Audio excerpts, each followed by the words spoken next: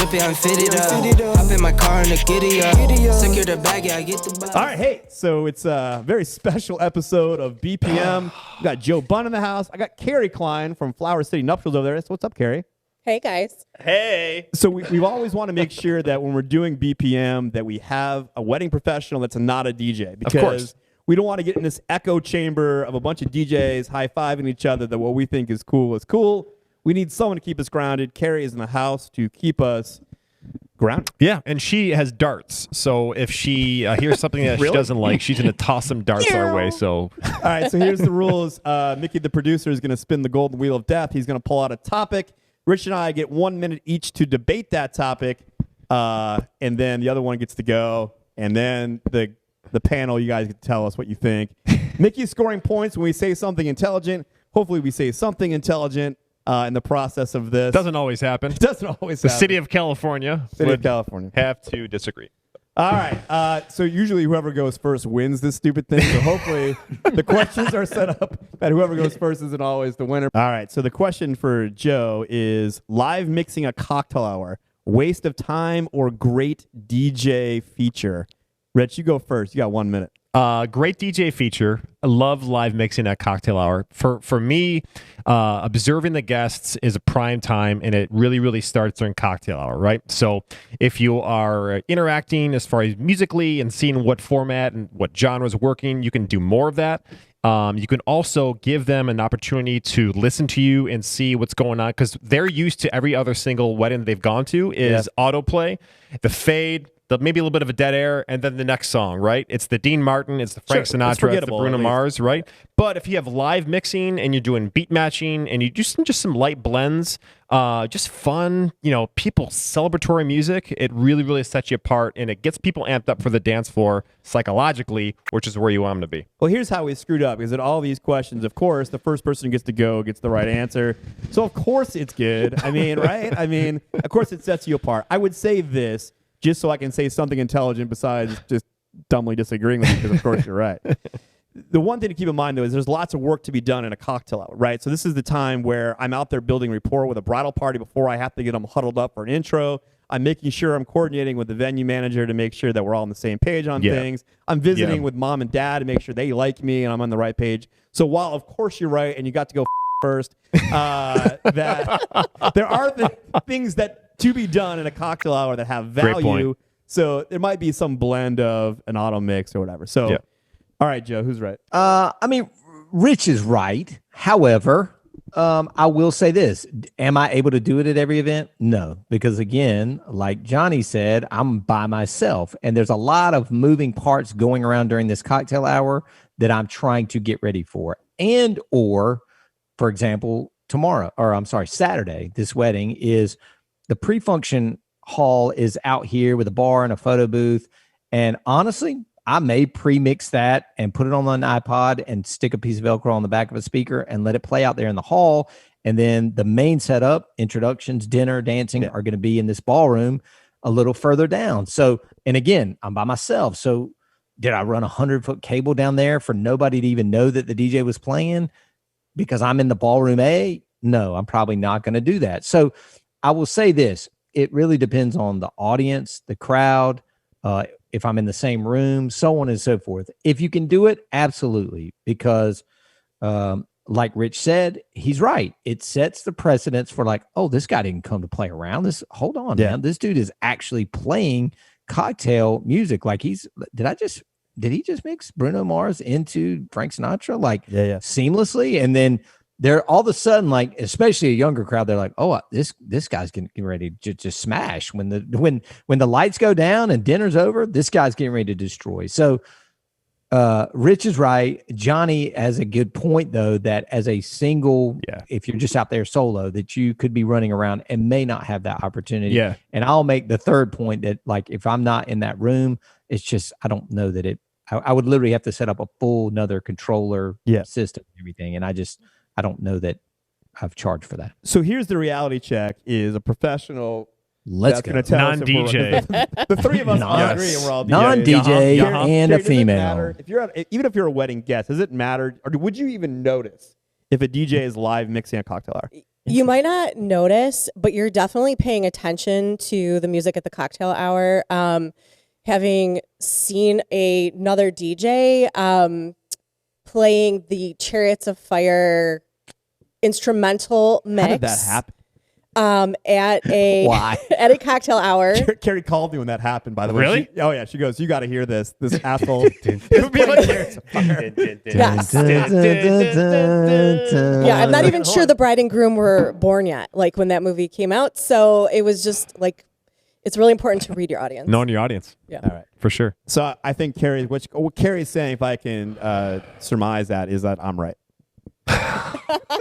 Well, I didn't hear that, but Sound like my son. Yeah. All right. Rank more these in time, order of importance of retaining your DJ staff, paying them better, having a setup crew set up their events for them, or making sure they have an assistant. Now, look, I would tell you this because we've been through this, and I get to go first, that the absolute game changer for retention, and we saw in this really make a huge difference, not only in retention, but in morale, is when we put together setup crews. When we have a crew that goes out, that sets up a DJ's wedding for them, and they can roll in, plug in their controller, do their thing, unplug into the night, collect a hug and a tip, and go the hell home. It's absolute game changer. And to a person that works for us, for the men and women that work for us, every single one of them said they'd rather have that than better pay. Wow. So at number two, I'm going to say after that, I'm going to say number two is having an assistant. Again, we went through this. We instituted assistants 10 years ago. When we did that, huge difference in retention for us. Having somebody there to just take the pressure off of them. Just sometimes you go to an event and there's an anxiety about being alone. Having an assistant them is number two for me. I'm running out of time. And third is better pay. Everyone wants to be paid better, but those two things have paid better dividends for us. Go. So how can you disagree with you agree with everything that you just said? That's what I'm telling you. Going first. Yeah, I got to write better questions. I got to get Joe to give or us some no, the questions segment might have to change to who can one up the other person. Yeah. Right, Like Johnny or whoever goes first. Exactly. You rock, paper, scissors for who goes first. Exactly. That person gives their point, and then the other person's like, okay, now I get to try and one up Yeah. you. Maybe it's the segment has to change after because y'all don't want to talking- disagree. Yeah. Because after talking with Joe, obviously he runs a successful operation. He mentioned Yeah. several times that he's a single op and he doesn't have Yeah. setup crews, right? But obviously I would assume that he gets paid handsomely. So Sure. I think if Handsomely. you're getting, you are handsome. I think if you're getting a handsome paycheck, right, where you can have a higher amount that you're taking home at the end of the night, it makes all the stuff an easier pill to swallow. Sure. I mean, Yeah. but do I like it personally? No, I'd rather have that longevity where you get to enjoy the niceties of staying home longer by the pool for a couple more hours than roll into the wedding. But I mean, just you get paid less. But I like the fact that that people are still successful of being a single op and It's getting important paid to well. think that there's multiple ways to do this. Right. We hear our way, but Joe is the most successful DJ that we know and doesn't do any of those things. Yeah. I mean, there's no assistant, there's no setup crew. Here's the I this if this is the part where I prove you wrong, I would say this. Yeah. Only because I've always gone out for now 36 years alone. But ironically, you guys are getting ready to there's getting ready to be an eruption of applause. I spent the last 2 days, all day, Monday and Tuesday, doing 15-minute roadie interviews. There you go, man. For my personal guy or a girl, whoever, probably get like 2 or 3 people because they're not going to want to work every weekend like I'm going to be working. To literally go out, set up, do the ceremony as well. Ooh, I roll in 15 minutes before the introductions, full suit, tie, Not dressed to the sweating. nines. Right. Not a drop of sweat is laid out. No and showers in the bathroom, no trips to the fast food joint. No multiple shirt changes. Yep. I walk in cool as a damn cucumber in the hottest ass August summer day. Yeah, man. And I smash the intros, do the first dance, and then they can leave. As long as they don't smoke or drink, you can come back 3-4 hours, take your girl out, go to the movies. Don't care. Come back, strike this gear, and I'm walking out with my laptop, and I'll catch you the next weekend. Like, Dude, I'm telling you, It's a game changer. It's a game changer. And it's I know. funny, Yep. We start figuring out for us, the roadblock for it forever was figuring out the financials, Finances. right? Of Yep. how do we finance to make this thing happen? Yep. Well, we Sure. actually sat down, okay, we're going to do this and figure this out. Sure. Dude, it's not crazy. Yeah. Like, you know, No, it's right. actually I'm gonna pure reach. event. Yeah, we'll circle back. That's a whole nother episode. But Yeah. I'll circle back to you guys and figure out the pay structure and pay scale, because Sure. I want to be able to hire this little team and to pay them well, which goes back to this whole topic. In this sense, I would have said better pay, and I thought y'all were going to actually say better pay, because I will say I have multiple DJs that work for me now that were undervalued, underpaid, or not paid at all. You know, like my guys work on, let's say, Friday, Saturday, Sunday. They turn in what we call the invoice or the event recap at the end of the night on the back, hidden page on the website. I get the email on Monday and they get a direct deposit that night. You know what I mean? There's no bounce checks. I didn't get paid. Yeah. I don't know what I made. They see the contract. They know the package that people bought. They know what the people spent. They multiply it times whatever percentage that they make. And it's around 40% if we're just being open and honest. Yeah. Again, they own their own gear, et cetera, et cetera. Boom. They know exactly. All you have to do, your math is as simple as this. Pull out your calculator and type whatever, $2,500 times 0.40, and that's what your deposit will be tonight. And that's it. It's simple. So I've got so many DJs though that were working for other companies. Hey, so and so kept bouncing me checks, or hey, this guy's paying me, $25 an hour, blah blah blah. And I'm like, dude, no, that is unacceptable for as much work as you're doing. Like, come rock with us, and I will take care of you, because I know as a DJ how hard this is and how valuable your service is. It's funny. This could turn into a whole other episode. Write this down. Make Totally. This is an episode. I'm soapboxing now at this point. I want to hear from Carrie too, because when she's not officiating, occasionally she moonlights for us as an assistant. Can you even imagine, Carrie, like the weddings, the way we do them? I guess gotten so spoiled. Can you imagine one of us on our own now? We'd be lost if I didn't have somebody like you with me. And she knows what Encore offers. Not just a typical DJ, but she knows the level of attention that we give our clients. Imagine doing that with one person. How No.